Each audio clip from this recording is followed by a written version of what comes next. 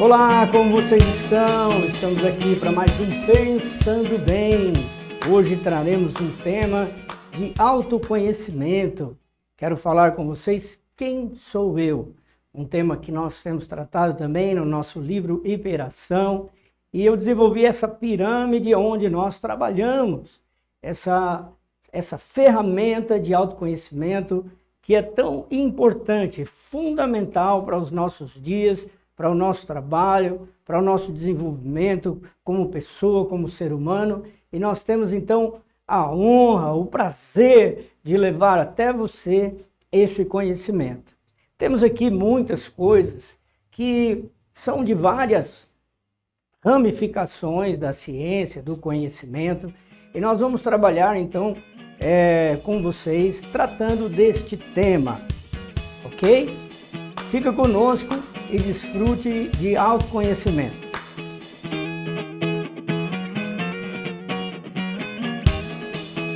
Muito bem, então dando continuidade ao nosso tema sobre Pensando Bem, hoje falando exclusivamente sobre quem sou eu, uma autoanálise, uma análise de autoconhecimento, onde nós tratamos sobre quem nós somos, né? Já falamos da parte antropológica, da nossa genealogia, da nossa biologia, do nosso corpo, da nossa genética.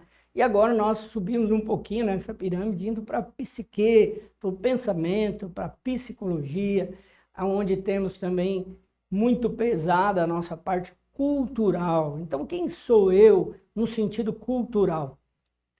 O quanto a nossa cultura nos influencia.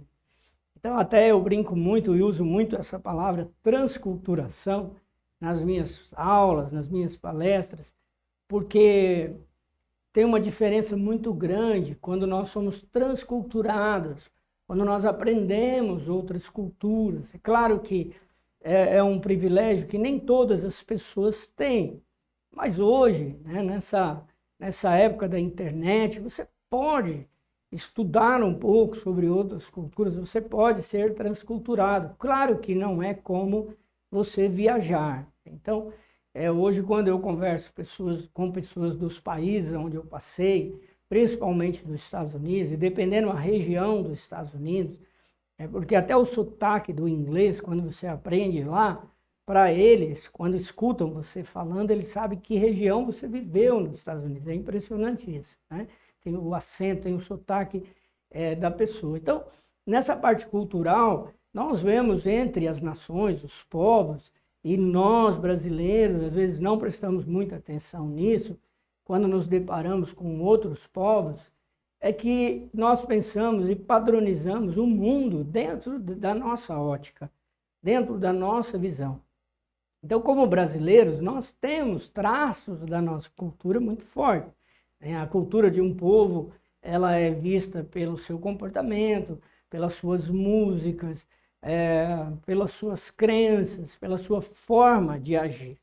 Então, isso é uma carga, uma herança cultural. E quando você sai, por exemplo, nos Estados Unidos, muitas vezes, dependendo de coisas que as pessoas faziam, tanto positivas, né? Mas porque toda cultura tem lado positivo e negativo, todas elas. Todas. Não é nós brasileiros que temos.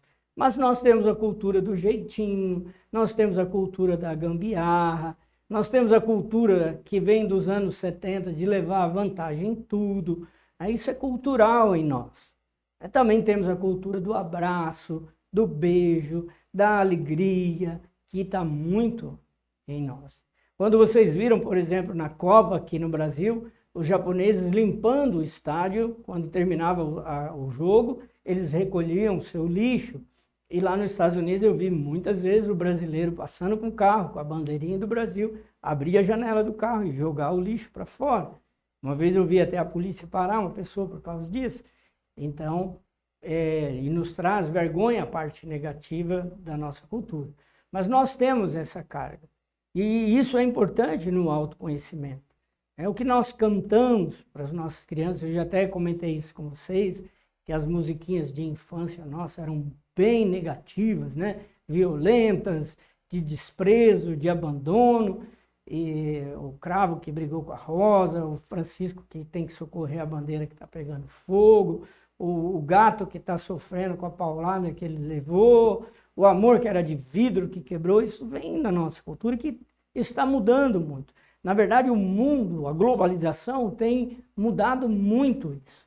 Hoje você já vê muitos brasileiros transculturados, pessoas que vivem fora, pessoas que têm uma educação diferente, que começam a ter uma visão do mundo diferente. Então, voltando para quem sou eu, quem é você, essa parte cultural está em você. Quando alguém te perguntar, quem é você? Eu sou filho do fulano e da ciclana. Eu sou brasileiro. Eu nasci no estado. Que estado você nasceu? Isso já vai contar muito. Por exemplo, se você é do Nordeste, o nordestino tem um jeito muito peculiar, né? O cearense, ele é muito engraçado, né? O baiano nem nasce, ele estreia, né? Que é aquela cultura gostosa, né? Que eu amo, o norte, o nordeste do Brasil. O sul já é uma cultura mais europeia. Você vê que dentro do nosso país, quando você fala de onde você veio, isso já traz partes culturais, que é o alimento que você come, que é diferente. Às vezes até um vocabulário que em outro lugar as pessoas não entendem, né? As gírias, como uma pessoa, por exemplo, de São Paulo, né? das regiões, das comunidades de São Paulo, que falam quase um dialeto, né? Eu nasci lá, bom, então eu sei, mas esse dialeto também está evoluindo. Se eu for hoje, eu não vou entender muito do que fala ali. Então, essa parte também define muito quem é você. Nesse estudo que eu estou dando aqui, entra uma terceira parte que é espiritualidade. Então, veja bem, nosso programa Pensando Bem, ele não é um programa de cunho religioso. Nós não estamos aqui falando da religião A, da religião B, apesar de que eu sou cristão, e isso está muito em quem sou eu, né?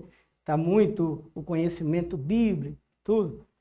Mas durante esse espaço aqui, é um espaço neutro, onde deveria ser em todos os lugares um respeito profundo pela fé das pessoas. Entende isso? É muito perigoso quando nós queremos impor aquilo que nós acreditamos. Esses foram problemas grandes na humanidade em várias épocas, quando a igreja quis impor a sua fé à força. Então, pessoas já morreram por causa disso. Alguns segmentos políticos que queriam interferir dentro da fé das pessoas, uma segregação, isso é muito perigoso. Mas a espiritualidade, ela sempre esteve com o homem. E eu ensino sobre espiritualidade, claro que está dentro da área da teologia, que é uma área que eu gosto demais, né? Que é uma área que eu conheço muito, que eu me dedico muito, estudo e sempre estou estudando. E também tem essa observação do devocional. Um dia eu estava explicando essa ferramenta, né, essa ilustração, para uma pessoa muito intelectual que não tinha nenhuma religião. E eu deixei muito claro que a parte da espiritualidade, nesse estudo de quem sou eu, ela é uma parte mais antropológica até do que teológica. Tudo bem que ali na nossa pirâmide está a teologia, mas eu poderia colocar ali antropologia. Porque a adoração, o culto, a religiosidade, a espiritualidade, ela vem de todas as culturas, ela está no homem. Então, na minha ótica, o homem tem um corpo, ele tem uma alma e ele tem um espírito. Eu vejo isso de uma forma científica até, nem tanto teológica, que na teologia é chamada de tricotomia. Tricotomia na medicina é outra coisa, não tem nada a ver com a tricotomia da teologia, que vê o homem triuno. Então essa parte do espírito do homem, você pode ver que o homem ele é um ser que adora, ele é um ser que cultua. Até mesmo um ateu ou uma pessoa de um segmento político extremista que não acredita em nada, eles cultuam alguém. Eles cultuam o imperador, o líder, ou cultuam a sua própria ideia. Então, quando você vê, por exemplo, índios em lugares remotos, que não têm contato com a sociedade, né, de uma forma geral, e você vê essas pessoas adorando, dançando em volta de uma fogueira, ou adorando o rio, adorando uma pedra, adorando a lua, o sol, você vê que a espiritualidade ela está dentro do homem. E ninguém vai tirar isso. Em todos os tempos da história da humanidade, o homem teve essa parte espiritual. E muitas coisas ruins aconteceram por causa disso também. Porque algum homem usufrui, toma conta dessa parte religiosa e tenta de forma, às vezes, forçada, a impor aquela religião, aquele segmento religioso. Nós vemos isso nos extremos de todas as religiões. Tem pessoas que matam em nome de Deus. Enfim, não é o tema central disso, a espiritualidade é quando quem você influencia muito no seu comportamento, aonde você desenvolveu o teu espírito. Você aprendeu, você foi doutrinado, você frequentou determinada denominação, e isso também interfere muito em quem é você, no teu jeito de lidar com a vida. Por exemplo, há pessoas que têm uma ideia da pobreza, o voto da pobreza, como um preceito de espiritualidade. E isso está embutido muitas vezes dentro da mentalidade dessa pessoa e que define quem ela é. Não estou dizendo se é certo ou errado. Há pessoas, por exemplo, na cultura judaica, o dinheiro é visto como algo espiritual. Eles tratam o dinheiro como sementes. Por isso você vê dentro, até entre eles mesmos, muita brincadeira com respeito à avareza, né? O amor ao dinheiro, porque é algo dentro da cultura deles. Então, dificilmente você vê uma pessoa, um judeu pobre, porque eles trabalham muito isso, tem uma visão de espiritualidade, do ensinamento, da bênção relacionada ao financeiro. Já outros segmentos já mostram abençoado aqueles que não têm nada, que não amam o dinheiro, né? E, de uma forma geral, o amor ao dinheiro é o princípio de todos os males, né? Não deveria as pessoas amar tanto, ser tão avarentas, né? Distribuir mais, ajudar mais. Mas, enfim, a forma que a pessoa lida com a sua espiritualidade define muito quem ela é, como ela enxerga o mundo e como ela enxerga as coisas. Dentro desse segmento, a base do livro Hiperação, ele fala sobre sinergia. Até se você depois puder dar uma olhada no livro, é o caminho da sinergia pessoal. O que eu trato nesse segmento, qual é a moral dessa pirâmide, desse ensinamento? Quando você está com o seu corpo bem, um corpo são, uma mente sã, quando a sua mente está bem, quando você alimenta essa tricotomia bem, o seu corpo bem alimentado, os seus pensamentos bem alimentados, quando você lê, ouve, estuda, assiste coisas edificantes que melhoram a sua vida, quando você encharca essa tricotomia, quando a sua espiritualidade, quando você tem tempo para cuidar da sua parte espiritual, com coisas que alimentam, com coisas que edificam, com coisas que trazem o bem para você e para as pessoas ao teu redor, com o devocional, quando essa tricotomia ela se acerta, você passa a ter uma sinergia pessoal. Então, dentro do quem sou eu, quando eu consigo conciliar essa tricotomia, as três partes que existem em mim, com sintonia, todas com o mesmo propósito, todas sem nenhuma enfermidade, porque existem enfermidades nesse triplo sentido. Então você passa a ter uma sinergia, aonde leva você ao último estágio dessa ilustração que chama Change Maker. O que é um Change Maker? É uma pessoa que promove mudanças boas é uma pessoa que chega num lugar e muda. Vejam vocês, quantas pessoas colocam o rosto hoje na frente de uma câmera para ensinar, para dar aulas, para falar, para gritar, para ofender, para discriminar, né, para julgar as pessoas.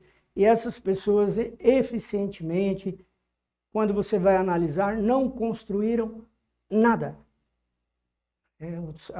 Não são pessoas que promovem mudanças, às vezes promovem mudanças para pior, e promovem mudanças na sua própria vida. Então, em inglês, nós chamamos de change maker, aquela pessoa que faz a diferença, que pensa diferente, que é uma pessoa sadia, é uma pessoa que ilumina um ambiente, é uma pessoa que tem inteligência emocional, é uma pessoa que levanta pessoas, é uma pessoa que consegue, ela está bem com ela mesma. Na verdade, esse ensino, ele é fundamental, porque se você não está bem com você mesmo, como é que você vai conseguir ajudar as pessoas? O Mestre, o Cristo, disse que nós devemos amar o nosso próximo como a nós mesmos. Se você não ama você mesmo, você está até incapacitado de distribuir amor para quem está do teu lado.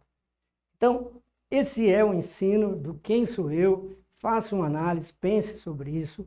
Pode deixar as suas perguntas aqui no nosso canal, que nós vamos responder para vocês. Obrigado pela sua audiência. Que Deus abençoe a sua família.